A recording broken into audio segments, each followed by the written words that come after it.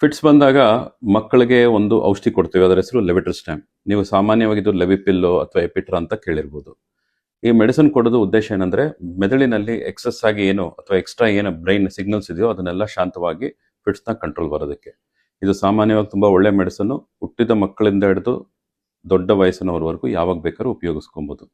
ಇದು ಒಂದು ನರದಲ್ಲಿ synaptic vesicle ಅಂತ ಹೇಳ್ತಾರೆ, SV2A ರಿಸೆಪ್ಟರ್, ಅದ್ರ ಮೇಲೆ ಇದನ್ನ ಆಕ್ಟ್ ಮಾಡಿ ಫಿಟ್ಸ್ನ ಕಂಟ್ರೋಲ್ ಮಾಡುತ್ತೆ.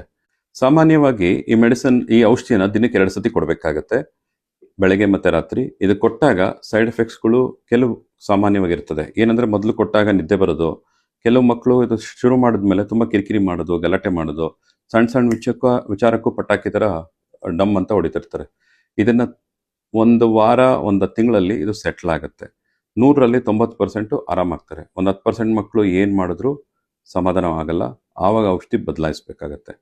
ಅದಲ್ಲದೆ ಈ ಮೆಡಿಸನ್ನು ಕೊಟ್ಟಾಗ ಮೇಜರ್ ಅಂತ ಸೈಡ್ ಎಫೆಕ್ಟ್ ಇರೋದಿಲ್ಲ.